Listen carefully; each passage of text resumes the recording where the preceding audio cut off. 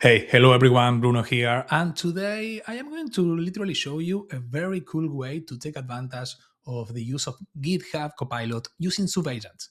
And the cool part about using subagents is right now when we are working most of the time with AI tools, we are working kind of in a sequential way. We have a very big prompt and we do something and then we go back and forward. And I know that there are a lot of platforms, a lot of ways to trigger subagents.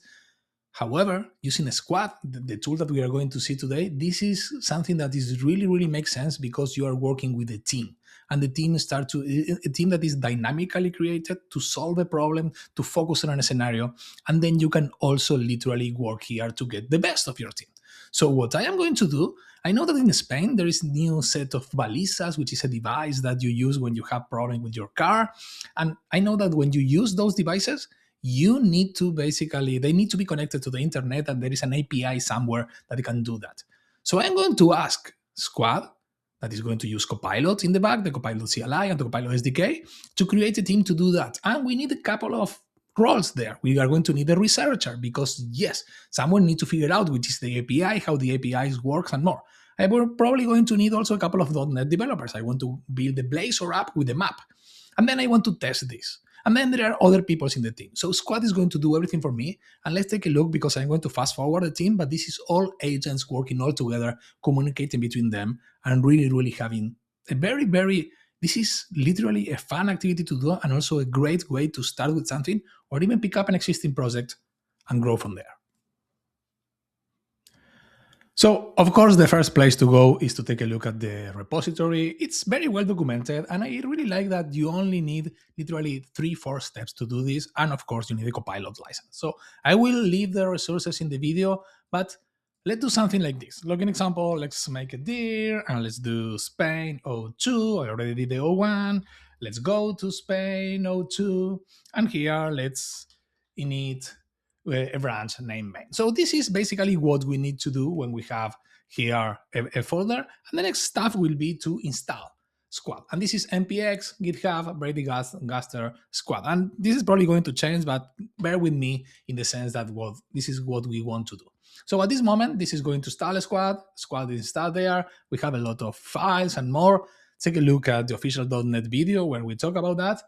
But this is the moment that we can start to work with Copilot and where really the magic start to happen. So if we start Copilot, let's do Copilot, and we start this with Copilot CLI, we are going to see that, hey, we are working with the default agent, working with the Cloud Opus model right now. So let's change agent right now, and we have here Squad to select. So this is the moment that we are going to select the Squad, and this is where we can start to work. And by the way, I have an update here to do this. But what I want to do is this. Remember that I told you, I know that in Spain there are some stuff and we have these balizas. I don't know how to say that in English, but this is the thing that you take away in your car when you have an accident or you are on the side of the road.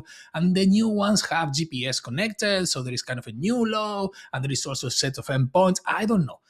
I know that somewhere there is an API where I can see all of the balizas that are around, and at the same time, I want to find this. So I am going to ask here, let's do this, let's copy this, and I am going to go back here, switch to work in autopilot. I am going to paste my request, and my main request is going to start here while it's working. Let's review this. So I am going to ask, hey, create a team that can do a couple of things. First, research about the API, research where is this available, and then also we'll know how to create a .NET 10 Blazor application. I want to create a website that shows the map with all of these balizas. This is going to take some time. If we go back here, we see that initially it created, we have a lead, my phone, Togu's a researcher, we have a front-end dev, we have also a back-end dev, and we have two, Scribe and Ralph, which are basically kind of the one. Scribe is writing all the time what's happening, and then we have Ralph doing the monitor. Ralph Wiggum, you probably know the stuff. So it's creating this. I'm going to stop here, and I'm going to get back when the team is created. So it took a couple of minutes, and the team is here. And by the way, when you finish the session, when the session stopped, you will see this response was interrupted. This is weird error, but this is in preview, so it's going to be fixed. And this is my team. I have a researcher, a lead, front-end, back-end, and more. And this is the moment that I can say, hey, Togusa, I can speak with someone in the team, start it seems that the name is DGTB16 Balisa APIs, and start to work. I am going to go full here and say, do the research and create the full app. Do not, let's do a dot here, finish when the app is running. Okay. So I'm going to say, hey, team, start to work here. And this is the moment that we are going, depending on how it's triggered, we are going to start to see that, hey, we are going to do first, Togusa is going to do the research. Then we are going to have the parallel front end and back end. They are going to create everything. Maybe we don't need the back end. We just need the front end. I don't know. The team is going to figure out how to create this. And at some moment, we are going to start to see this amazing feature that we have when we start to have sub-agents working. So we are going to see that we have different threads working at the same time to figure out the best way to solve this. This is going to take some time, and this is also starting to get some crazy here. So, hey, we have one task working here. We are going to have several tasks. You can check all the time in Copilot how the tasks are working. If I go here to do tasks, I can see here that we don't have any background tasks right now, no background subagents and more, but we can take a look at that when they're starting to work. I am going to get back when we have the application up and running. And the complete process is done. It's already tested internally, also tested the application. So let's run and take a look at this. So let's do a .NET run. And we are going to see probably if we have here the application. There it is. These are all the balizas, all the maps that we have in Spain. I don't know what this is about. As I said, I don't know the API, but this is what I wanted to do. And I wanted to take a look at the maps and the balizas. And we also have red and blue. I don't know. There are probably some information on the API.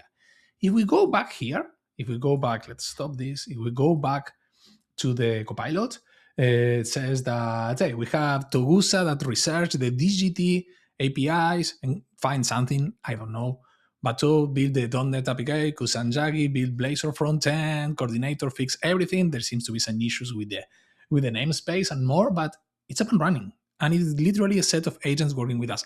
At this moment, I can do more. Like an example, I can say, hire a new agent to document this. If I go here and I say, hire a new agent to write documentation, the whole idea is that the models, and there is a team leader, and now they have more context because this is learning on how we are working. Again, more on this if you want, of the internal and how it grows, how the agent become more intelligent and more. But at this moment, is going to know that we are working with Blazor, with the standard API, with the public API. This is a .NET 10. We use some components and more, and it's going to basically hire the right agent to help with this. This is kind of amazing. This is great. It's going to take some time. We have here Ishikawa, and it's updating the roster. So we are going to have the new agent available soon to take a look.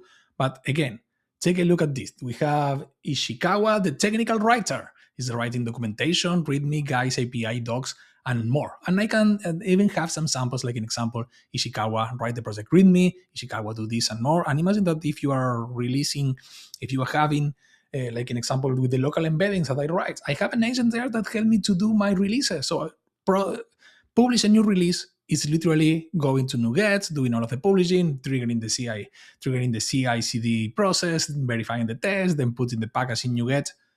It's really, really a cool way to do this. And by the way, I haven't even touched the C# code here. You still need to go and code here and there, but this is so much fun. So this was a squad. I hope you like it. And by the way, if you like it, subscribe, save, share, and more in the channel.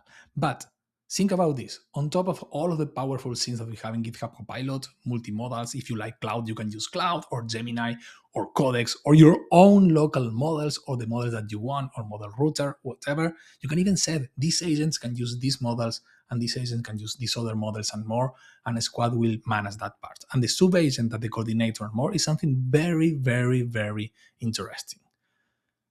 I don't know if I'm going to keep doing stuff about the squad. I am using squad a lot internally and externally. You can probably start to see this squad folder in my demos and more, but it's a very, very cool way to work with this and taking advantage of all of the power of this crazy good models, now really coordinated and orchestrated with all of them. So hey, I hope you like it. See you all next one. Goodbye.